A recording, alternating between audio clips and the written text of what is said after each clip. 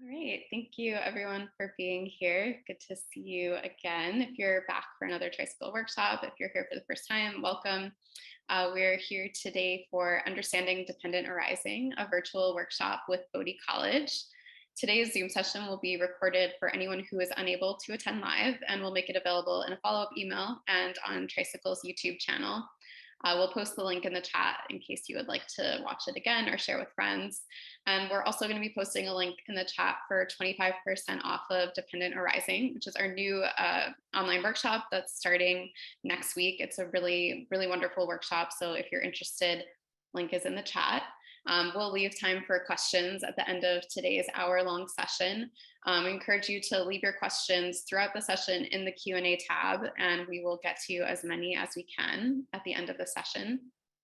So our hosts for today's event are Christina Feldman and Akincano Weber. Christina Feldman is a co-founder of Gaia House and a guiding teacher emeritus at the Insight Meditation Society in Barre, Massachusetts. She's the author of numerous books and has been teaching insight meditation retreats internationally since 1976. She's one of the leading teaching faculty of the CPP program dedicated to the study and application of the early teachings of the Buddha.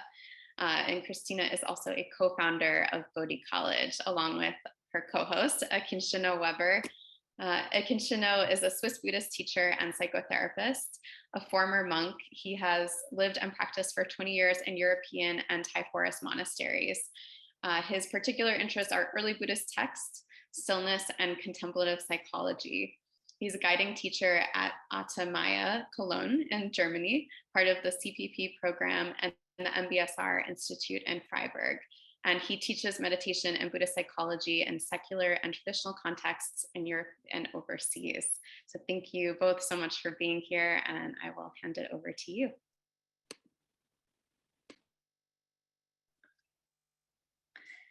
So a very warm welcome to everyone who's joined us.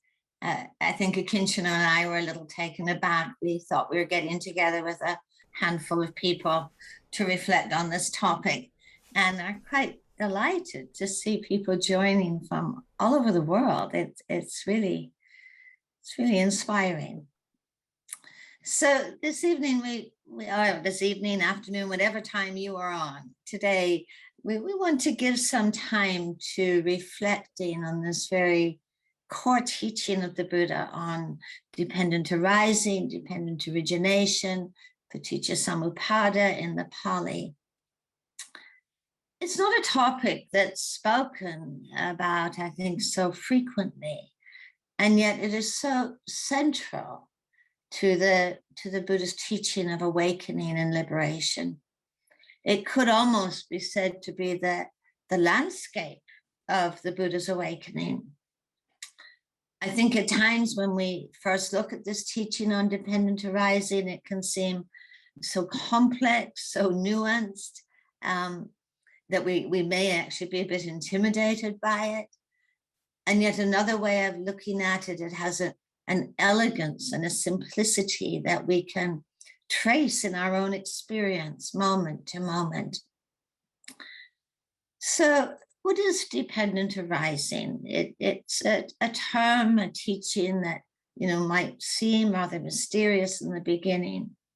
I'd like to offer you a quote from the Buddha when he says, "Whoever sees dependent arising sees the Dharma. Whoever sees the Dharma sees dependent arising. Whoever sees the Dharma and dependent arising sees the Buddha."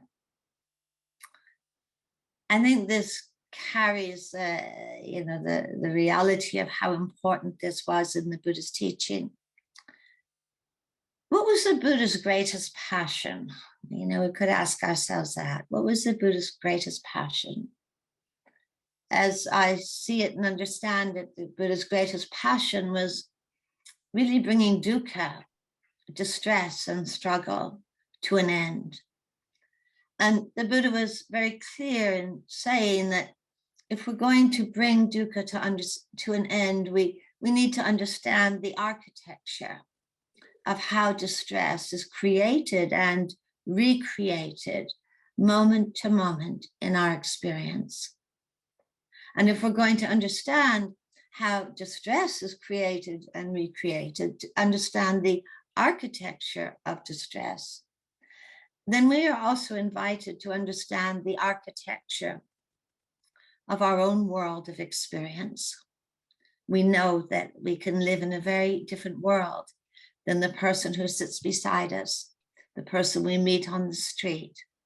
We see how our world of experience changes so frequently from moment to moment. How many different worlds of experience do we encounter in a single day? So how is that world of experience constructed? How is it built? How is it fabricated? And the teaching of dependent arising, I think, shows us a very clear, very accessible way of understanding how our world of experience is fabricated, how it's constructed. This is something that we can trace in our own experience. You don't need to be a scholar to understand dependent arising. You just need to have a mind, and really the willingness to look at that mind, to investigate that mind. You know, sometimes people say, and perhaps you've said this yourself, or find yourself saying, you know, how did I end up here in this particular obsession or this particular struggle or this particular mind state again? And it can carry a certain kind of bewilderment with it, you know. And I think one of the gifts of understanding dependent arising is it takes that sense of bewilderment out. We know how we end up, where we end up. And in understanding the architecture of distress and world construction through dependent arising, that understanding also holds the key to our freedom, to bringing those fabrications to an end. Akincano, I turn over to you. Thank you, Christina. Hi, like Christina, I'm delighted to see from how many different places you folks have taken the time to join us. So hello in all different directions. This is a sunny evening in Rhineland, Cologne. I'm happy to be here with you guys and speak for a little bit about, you know, the passion we share for this teaching. Because to be frank with you, this teaching is deemed to be a difficult teaching. Even by the admission of tradition, it is considered to be, you know, deep, hard to see. It goes against the stream, and it is not to be understood either by intuition or by mere reflection on it. So even the tradition admits that it is hard to realize, it is peaceful, it is refined, beyond the scope of conjecture, subtle, to be experienced by the wise, to give you the original sound from the Samyutta Nikaya. So if we're looking, zooming out, what does dependent arising do as a teaching? We could say two things. It is one of the pillars of Buddhist teaching. If one of the pillars is analytical, say the teaching on impersonality, where we are asked again and again to find whether the things we identify with, the things we grasp on, we latch on to, we believe in, whether those things actually are genuinely reliable, we are asked to engage in a more or less analytical exercise. This teaching, say in the teaching of the aspects of experience, in the teaching of the khandhas, is one huge pillar of Buddhist teaching. The Buddha, when pressed to identify himself, which is a situation he likes to avoid, I get the feeling, but when really pressed, he concedes that he is a vibhachavadin, somebody who is bent on taking things apart. He also says he is somebody who preaches effort. He is a viryavadin, somebody who encourages to make effort.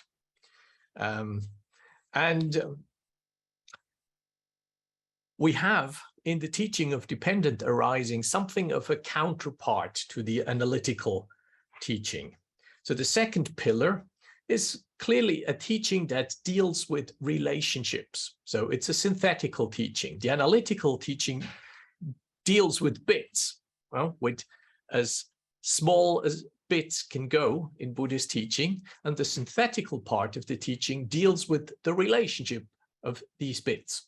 So how do bits relate to each other? How do we relate to those bits? And what is construction made of? If you want it very simple, dependent arising basically is a presentation of two specific things. One of them is a structural principle of conditionality. Yeah, this is called idappaccayata, specific conditionality. That's a huge overarching principle. Give me a moment and I will explain what I mean by conditionality. The second application or the second presentation of dependent arising is this principle of conditionality as it is applied most frequently to the arising and the ceasing of individual suffering, individual conflict, individual struggle. This is what generally is named paticcasamuppada. These two teachings, idappaccayata, specific conditionality, and dependent arising, form the core of our online program. So what is conditionality in its simplicity? Think of a pot plant. You see, little pot plant. Let me get you a little pot plant. Little pot plant here. This is an euphorbia. So euphorbias, this come from America because I liked it, took it over, smuggled it into my country. This pot plant depends for its existence on a seed. It depends on earth. It depends on water. It depends on light. And it depends on warmth. You could complicate this a little bit. The earth would be nice if it's fertilized and so forth. But for the sake of simplicity, let's call it these 5 conditions make up the possibility for this pot plant to come into being. No single one of these conditions can do that on its own, not even the seed. I'll spare you further examples, but on my windowsill, I have a couple of seeds that don't do anything other than lie there because I haven't planted them. So even the seed on its own is incapable of producing a plant. But if the seed comes together with water, with earth, with light, with warmth, the plant is likely to grow. Now, while it takes 5 of these conditions to make the plant possible, the falling away of any single one of these conditions will kill the plant. If the seed isn't there, the plant will not arise in the first place. But even if the plant has come into being and, you know, it's there in all its little glory, yeah. If it doesn't get water, if it doesn't get earth, if it doesn't get light, if it doesn't get warmth, the plant will die. So any single of those 5 conditions falling away will make this plant disappear sooner or later, or it will be its death sentence, if you so want. It will come to cessation. So producing the plant, 5 things are needed. The falling away of one single one of these conditions that cannot produce it on their own will be its demise.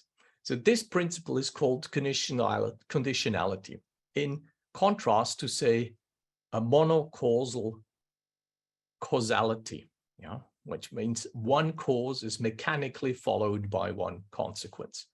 This principle for the Buddha lies at the heart of our experience. Yeah. That experience is described, or the conditioning in that experience is described both in a forward, in an arising manner that gives dependent arising its name, but maybe more importantly, that principle is also elucidated in a cessation pattern, in a falling away pattern.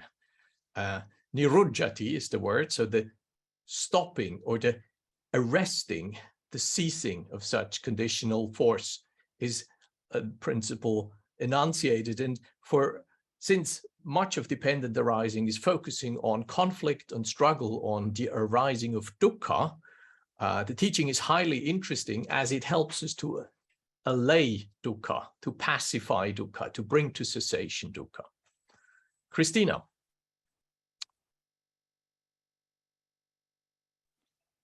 Thank you, Akincano. So I hope that you're getting the sense that dependent arising is describing a world of process in which nothing is static, nothing has an independent self-existence, nothing inwardly and nothing outwardly. This world of process is being shaped by a range of conditions. Most of those conditions are not within our control, but a number of those conditions actually are within the scope of our capacity to understand, to release, or to cultivate. Dependent arising describes processes that are taking place in the space of seconds, minutes. Think about how many wheels you may have seen yourself spinning today. You know, perhaps you woke up this morning feeling delighted when you opened the curtains and the sun was shining, or despairing at opening, looking out the window and seeing the rain pouring down. Thinking about how long that lasted and how it could be fed, you know, life is so grim or life is so delightful. And then suddenly you look around and your eyes fall on a vase of flowers on your table, and you know, you can see your world change in a moment. And then perhaps you step outside your door into the busyness of your day. And again, you might find yourself in despair or in frustration or in delight or in sadness. These are worlds arising and passing, worlds arising and passing, sometimes so quickly. I think that the basis of dependent arising is really, as Akincano is saying, quite apparent when we look at it closely. As the Buddha put it, the basic principle of dependent arising is when there is this, that is. With the arising of this, that arises. When this is not, neither is that. With the cessation of this, that ceases. So what the Buddha is really inviting us into is to change the lens of how we see life, that nothing is predetermined, nothing is causal, nothing is static, nothing stands alone. Instead, we're describing a dynamic unfolding of worlds, moment to moment. Now, the conditions that shape that unfolding of the worlds can be greatly varied. The conditions that shape that world may be patterns, historical patterns, generational patterns, beliefs, views that lead us to shape our worlds, lead our worlds to be shaped in particular ways. Our worlds can be shaped by moods. Our worlds can be shaped by reactions. Our worlds can be shaped by many wholesome factors of kindness and generosity and compassion. But our world is always being shaped. So what the Buddha is really suggesting in this is a huge potential, I think, of freedom. That although we are the children of the conditions in our lives, we are not hostage to the conditions in our lives or the conditions that we find ourselves in the world. We are deeply impacted by the conditions in our worlds, both inwardly and outwardly, just as we deeply impact the world around us with what we bring to every moment. We have the potential to step out of cycles of repetition. We have the potential to step out of cycles of habitual reactivity. We have the potential to release some of that patterning that doesn't serve us well. The patterning that leads to the creating and the recreating of distress and struggle and pain in our lives through understanding and through beginning to investigate and trace and have the language for these processes that are happening so quickly. We have the capacity with mindfulness, with awareness, with inner stillness to slow down some of these processes so they can, in truth, be seen much more clearly. When there is this, there is that. With the arising of this, there's the arising of that. When this is not, neither is that. With the cessation of this, that ceases. So dependent arising, I think, is really a teaching of possibility. That we can learn to step out of cycles of imprisonment and struggle almost as any step. We can step out of cycles of reactivity at the place where, our sense doors are meeting the sensory impressions in our lives, and there's feeling tones and there's reactivity. We can learn to calm that reactivity. We can step out of these cycles when we see ourselves caught in the familiar impulses of wanting and not wanting, of craving and aversion, that there's a different pathway available to us. We can step out of these cycles of reactivity in those moments when we find our hearts and our bodies and our minds clenching with clinging or grasping or identification. We can learn, we can step off these cycles of repetition right then with enough understanding, enough investigation, enough cultivation of all that heals and liberates. Akincano. Thanks, Christina, for shedding some light on the psychological power of this teaching. I'd love to give a sort of a glance on how Buddhist traditions have handled this teaching, because that's quite interesting. In the oldest strata of early Buddhism, basically we have many applications of this teaching.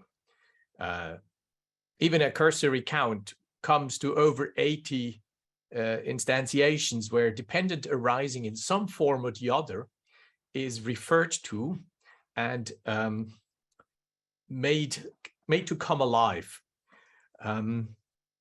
Later traditions have somehow settled on one particular take of dependent arising, which is a sort of a formulaic version of 12 links, 12 nidanas, which somehow has been taken to be the most complete form of the teaching of dependent arising. We have good reasons to doubt that this is the single useful and the single legitimate application of the principle of dependent arising. As in some of the really old parts of the Pali Canon, we have many versions of dependent arising that speak of a structural pattern that doesn't have 12 links at all. Even the locus classicus of the 12 links, the Nidana Sutta, doesn't actually have 12 links if you bother to count. It has 10 links to be precise. And you find many applications of the teaching of dependent arising that speaks not of a particular formula, but actually of a structural pattern. Now, some of that teaching, some parts in that pattern, as Christina has already mentioned, we don't really have much choice about. We don't really have a choice to be sensate beings in this. When we find ourselves conscious of our existence, many of the things in that dependent arising speaks of are already taking place. But some part of the teaching of dependent arising, particularly after contact, feeling tone, desire, grasping, becoming, we have considerable amount of choice how we respond to being affected by the world. I like to think of dependent arising very much as a contemplative teaching. It's a teaching for now. It's a teaching for meditators. Unfortunately, Buddhist traditions themselves have not really done a great service to this powerful teaching by basically rendering it into the formula, sort of the mechanics of rebirth, and reduced its application to explain how one life can lead to another life. I do think this is a possibility. I think this is a perfectly legitimate interpretation of that teaching, and there are many instances where that teaching speaks of precisely this dimension. But many occasions in the Pali texts tell us that the problem is not rebirth there. The problem is renewed becoming from one moment to the next. The problem is how we grasp, how we interact with the world, how we are patterned, and how we keep reinforcing such patterning. Precisely as Christina said, there are many conditions that prime our experience. We are conditioned by circumstances, social, familial, dynastic, cultural, and yet we are not determined by those. The Buddha speaks very clearly of personal responsibility as the linchpin. His ethics starts off with an individual ethics, that individuals, despite whatever conditioning they have experienced, have the possibility to choose how they relate to their experience, whatever their experience is. There is no doubt some experience is more privileged, some experience is more helpful, some experience is more salubrious to our growth and to our well-being than others. But the power of this teaching lies in the fact that even when we have unfortunate priming, when the conditions that inform our early story are not happy conditions, we have a possibility to understand this patterning, and by understanding this patterning, turning it into a virtue, by what psychology would call either letting go or compensatory dynamics, and we can transform our existence and our experience by applying our understanding, our mindfulness, and the depth of our holding capacity to this teaching. I like to think of dependent arising as the biography, or the career, more precisely, the career of a single sankhara. If that sankhara is, if that formation, if that sankharic force is informed by ignorance, then it is likely to throw me onto the cliffs of suffering, onto the cliffs of becoming sooner or later. If that sankhara is not informed by ignorance, if it is informed by knowing, a knowing that comes from being aware of things and being capable of whole things, then such a sankhara is not going to go into suffering. It is going to lead to a greater understanding and the freedom from the conditions that have propelled it into my experience. So dependent arising is as much a teaching of what leads to liberation as is a teaching of what leads to suffering.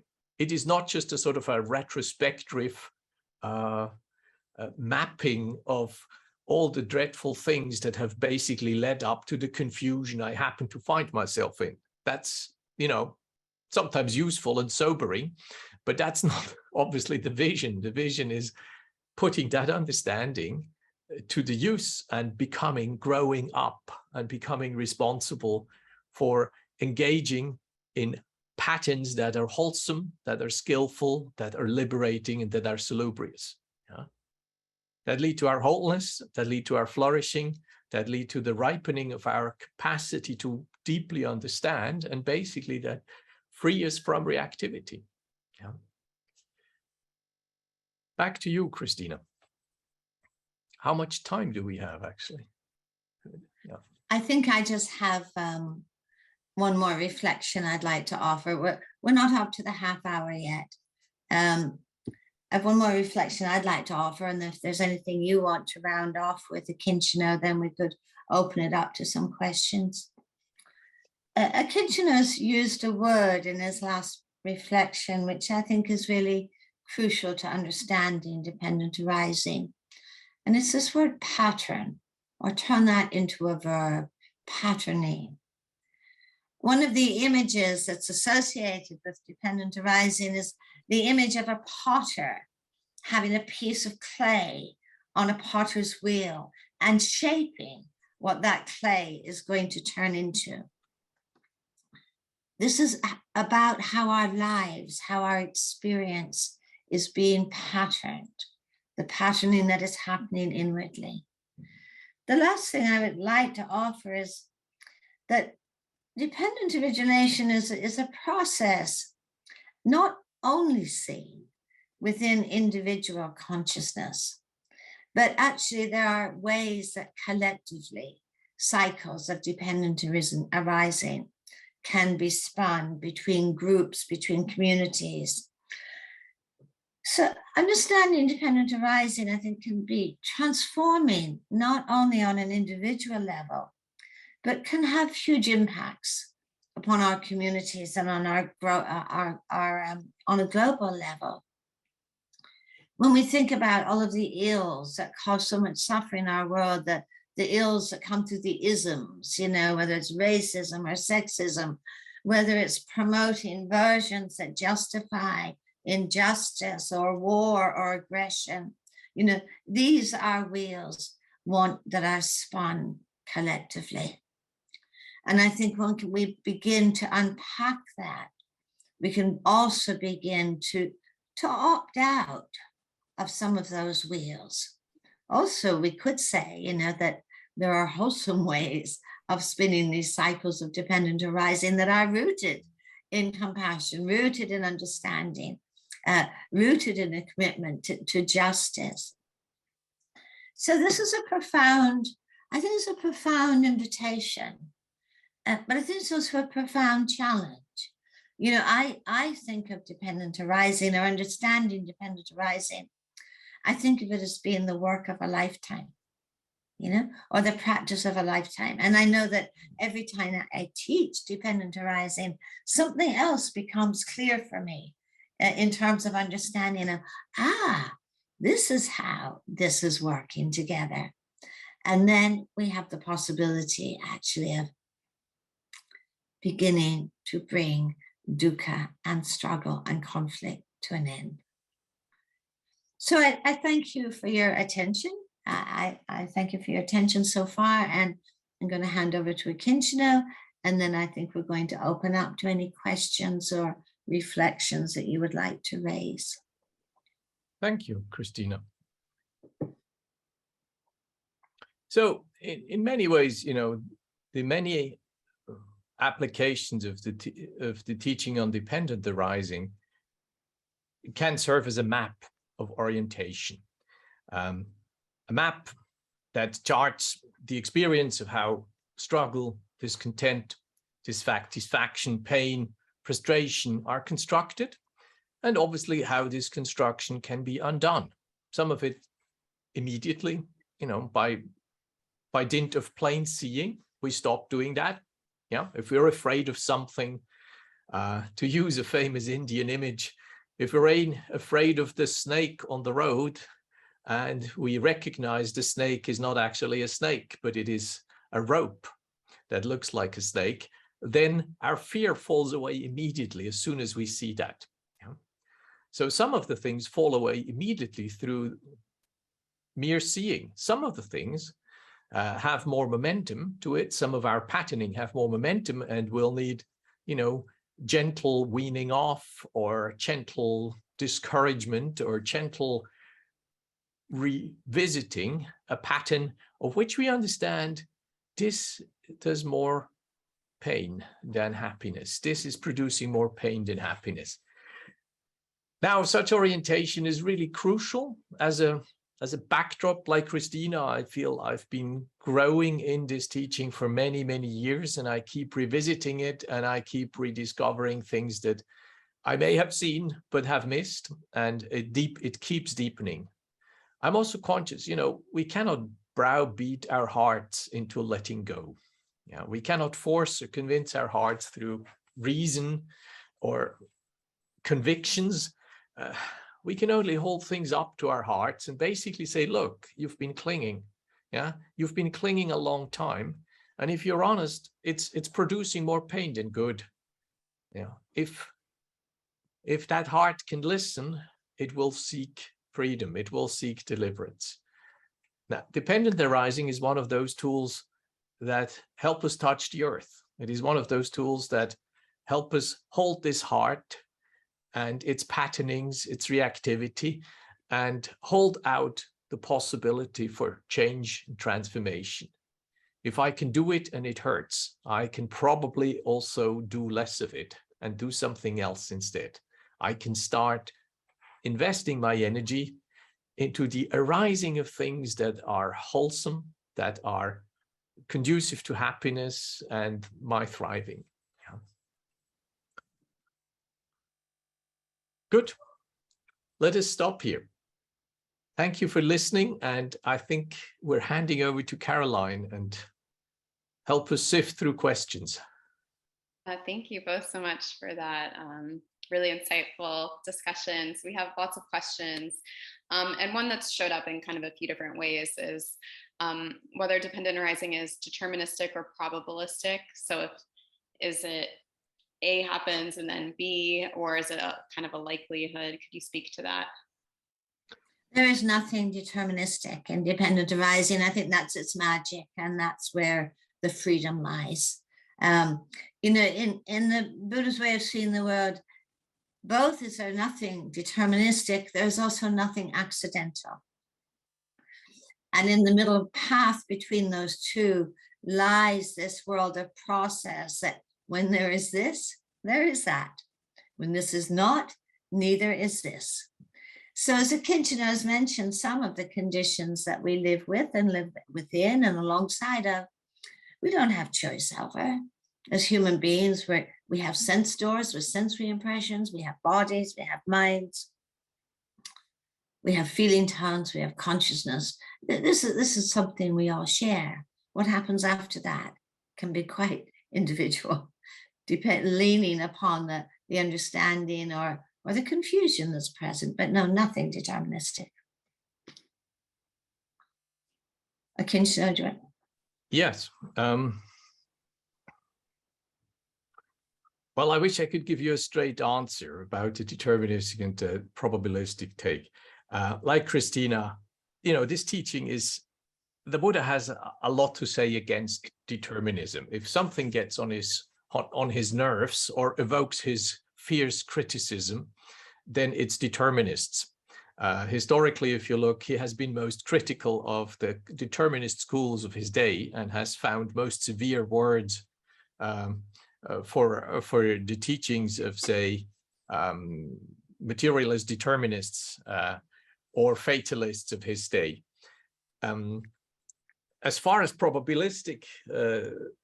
probabilistic part goes, if you are embarked on an existence and are embodied, you will absolutely have feeling tones. You will have sense contact, you will have feeling tones, and you will evaluate feeling tones in a very limited range of ways, as pleasant, as indifferent, or as unpleasant. So you don't really have a choice of having that. But you do have a choice how you respond to that. So not all of the nidanas are in the same place on the spectrum of determinism and probabilism, yeah?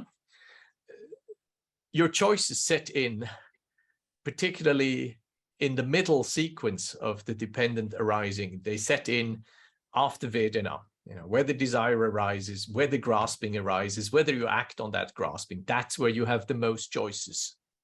And, understanding your own conditioning, having contemplative skills in place to recognize that conditioning. Most of our conditioning is re-amplified simply by us not recognizing it. It just feels like we have no choice. I just keep doing what I always do. It just And, it means that dependent arising is just moving a little faster. Somebody pulled the film a little faster in front of your lens, and you end up with basically desire latching onto it, and then beached baba, baba, baba, baba dukkha jati, and then confusion, and then the movie continues and slows down again. So you have choices. Definitely you have choices. You don't always have equal amounts of choices, but you have necessary conditions that are in place, but they are not sufficient to make you a sufferer. Okay? Good. Thank you. That's very helpful. A question about, is dependent arising the same as the Tibetan wheel of life, or what is the relationship between the two? Tibetan wheel of life is the endeavor within the Tibetan tradition to give form and imagery to the version of dependent arising that has 12 links. So yes, and it can be quite helpful actually to see some of that imagery. That image I offered of the potter shaping a pot comes from the Tibetan wheel of life. Yeah, the Tibetan wheel of life is not really Tibetan. Let's put it like that. We know that the Buddha very early on started to draw the teachings of dependent arising in sand. That was one of the texts in the Avadana. Actually, two of the texts in the Avadana. These are texts very early on. They're about the 2nd century AD. In these texts, you have the depiction that the Buddha draws the teaching of dependent arising into sand. And on one of these texts, the word is that this was made up, the teachings of dependent arising was made up into a painting. And that painting was a gift for another king. We have in Ajanta, this is 5th century AD, we have fresco remnants in one of the caves in Ajanta. So we know that depiction of dependent arising in the shape of a wheel that is famous in the Tibetan tradition has been there for, a lot longer than the Tibetan tradition exists. The Tibetan tradition has made the formulaic version and has had the ingenuity of putting the teaching into a pictorial, powerful nucleus, linking the 3 poisons of mind at the hub, and then the realms of arising and cessation in the cosmic sort of vision a little further out, and then the different spheres in which these teachings apply, and then the 12 links of the Nidanas in the rim. And the combination of this teaching is very, very powerful. In fact, we are told that such a painting should be on the outside of monastery walls, and a monk was to be there, so the stipulation by an Indian Vinaya master, to explain this teaching to visitors at any time of the day. Yeah. So this is dependent arising is part of that teaching, and it predates the Tibetan tradition by many, many centuries.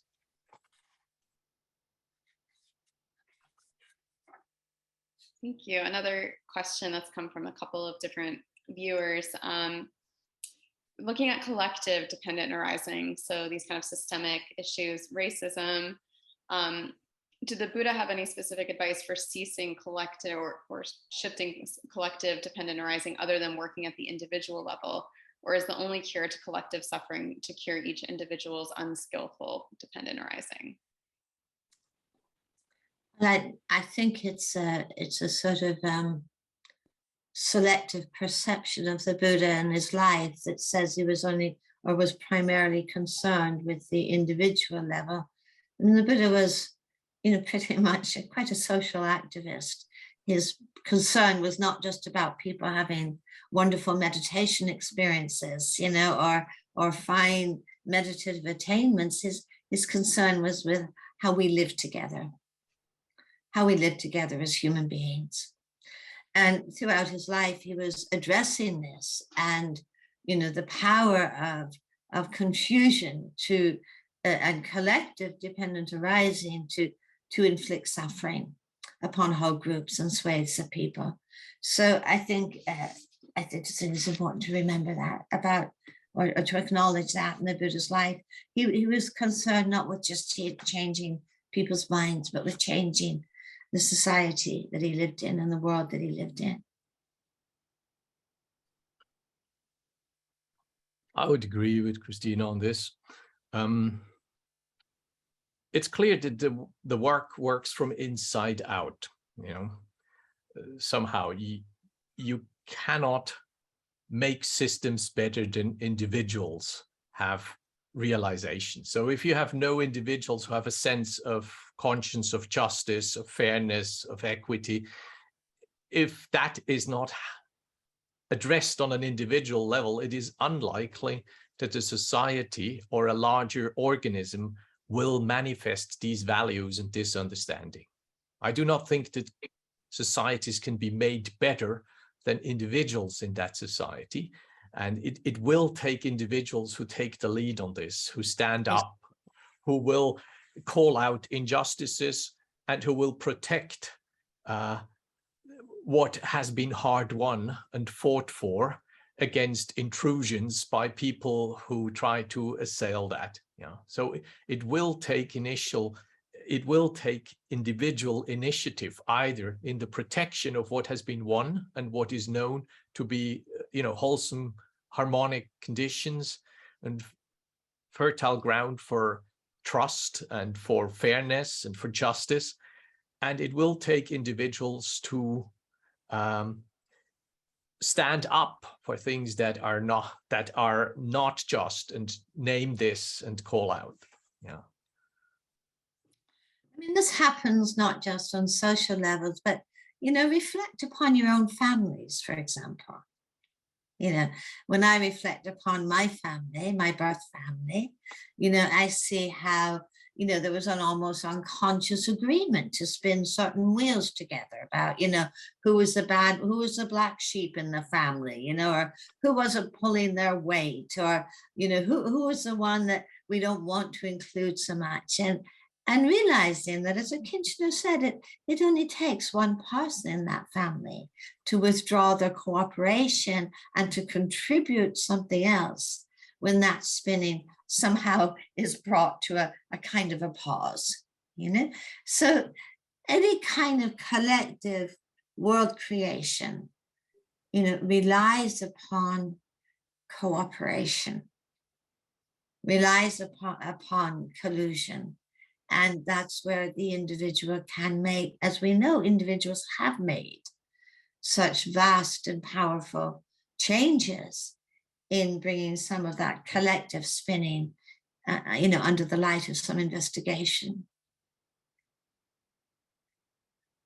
Yeah. What is the relationship between dependent arising and emptiness? Are they different concepts or just two sides of the same coin?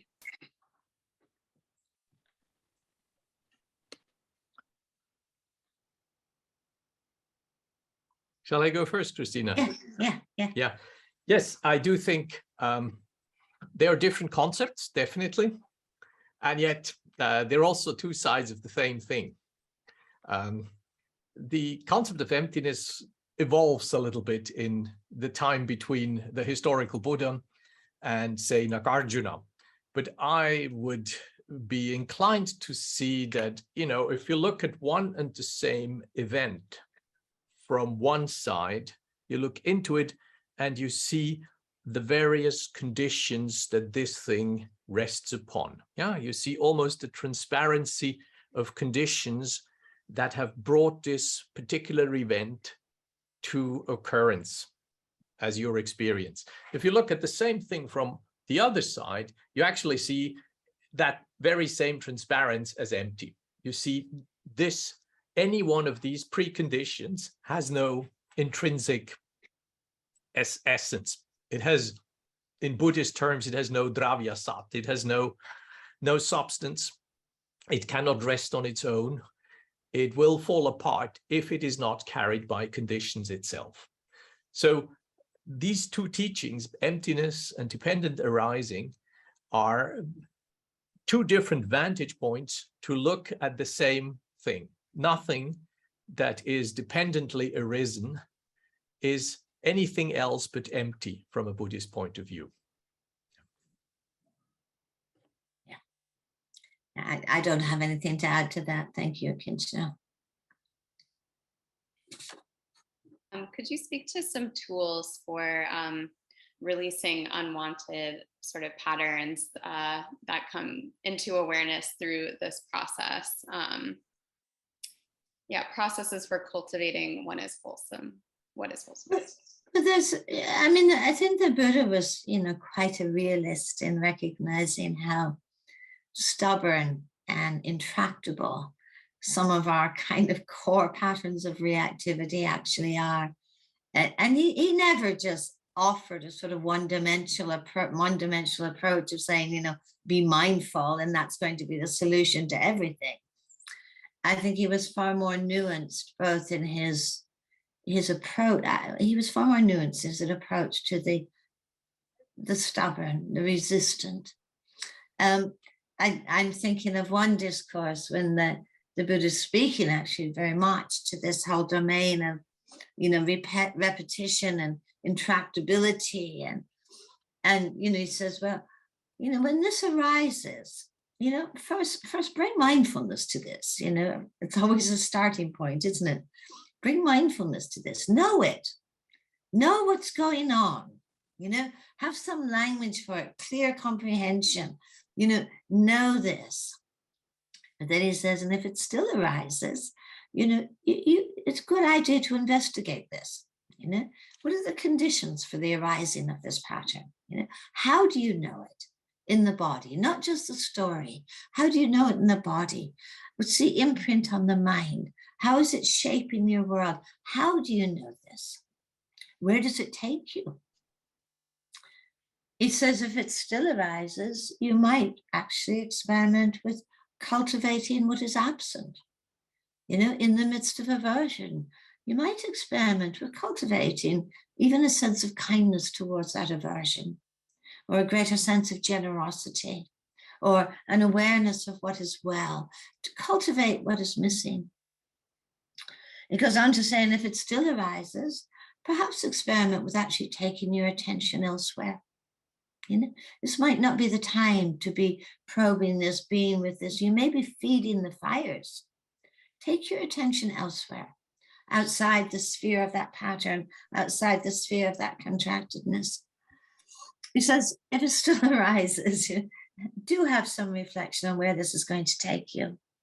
And is this a place where you want to end up? And in another discourse, he says, if it still arises, ask for help.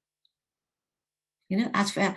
And actually, there is one that I'm missing out, hopefully, but I won't, out of some sensitivity to what you can bear. He says, if it still arises, put your tongue against the tooth of your roof of your mouth and don't go there. Say that it's this kind of nuanced approach to acknowledging that patterns don't just disappear because we wish them to disappear. Sometimes these are generational, they're inherited, they're familial. They gain strength through many repetitions, and we need an extraordinary amount of patience and kindness to begin this process of unbinding. But of course, it's a process that only ever can begin in the moment that we're aware of them. It's very important not to think of this, as a sort of, a lifelong task of chipping away at the coal face, because, I would really want to stress in my reading of the teachings how much value the Buddha gives to cultivating wholesome sankharas. So patterns of generosity, of mindfulness, of care, of sensitivity, of compassion, of cultivating wholesome patterns as a way of releasing the difficult and the unwholesome. Yeah, that's I want to, to give that my double underline.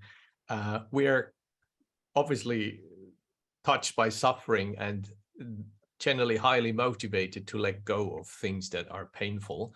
but much of our growth is not just about trying to whittle away our suffering or to undo our suffering, but it is cumulative, it's systemic. It's the creating health, the reinforcing well-being, sensitizing to what is good, to where contentment arises, where trust grows from, where all the good stuff isn't just something that should not be part of our practice, that is just kind of granted to us in moments of bliss and, by some divinity that somehow, touches us with their wing. No, virtue cultivation means cultivating the good stuff, not just getting rid of the bad stuff. I want to add a short kind of contemplation. It could be seen as one of the contemplations. It has no name in the Pali, by the way. It could be seen as a form of tracing things back to the place of origin, something called yoniso manasikara. And one such contemplation recurs many, many times. We are encouraged to study the arising of a particular phenomenon, that it arises and under what condition it arises. We are encouraged to notice the disappearance of that event. Again, the word is atangama, that it disappears and under what conditions it disappears. Anything that does this arising and disappearance thing means it fluctuates. It means it is not a given. It means it cannot be unchangeable, because since it fluctuates and it depends on conditions to create that fluctuation, and we can understand those conditions, we have some way of getting in there. Then, most importantly, we are encouraged to study what we gain from this. The word for this is asada, the gratification. It's the juice, the enjoyment. What's the payback? What is the enjoyment of something? Often, we're kind of fixed on naming the danger or naming the pain or naming the dukkha aspect, but we're not so honest at what we actually get from something. And, we can easily blame the dukkha on something as long as we don't acknowledge that we're actually also getting some good stuff, power, prestige, effectiveness, we're spared responsibility or whatever. There's many gratifications that are not necessarily above board. Unless we acknowledge and say, look, this feels good. This is maybe not enlightened, but I feel alive. I feel empowered. I feel effective. I feel valued. So we need to acknowledge the gratification of something. And then as a fourth, we need to acknowledge the danger, the disadvantage, the price, the cost of something. Then, and only then, the arising, the disappearance, the gratification, and the danger. If we recognize then and only then that the pain is higher than the gain, the heart is willing to let go. Coming back to this consideration again and again is fostering liberation. Thank you for that beautiful contemplation. I think that's a nice note to wrap things up on. So thank you so much, Christina and Akincano. Really appreciate all of your insights today. And for those who are interested in continuing to study Dependent Arising, Tricycle's online course is starting next week with Bodhi College, and that's being guided by Christina Akincano, Stephen Batchelor, and John Peacock. It's a really wonderful course. So if you're interested, the link is in the chat box. We're offering 25% off for everyone who attended today. And we'll also send out a link to the recording of today's event and a follow-up email, so keep an eye out for that. And Tricycle is a nonprofit. We really appreciate your support to continue offering events like this free of charge. Your support really makes a difference. There's a link in the chat to donate to Tricycle. It's just tricycle.org/donate. So thank you everyone so much for being here today. And Christina and Akincano, again, thank you for the teachings. And we hope to see some of you at the course. Thank you, Carolyn, and thank you everyone for your attention. Thank you, Caroline. Thank you, folks, for joining us from all different corners of the world. Thank you, everyone. Have a great week. I know. Bye.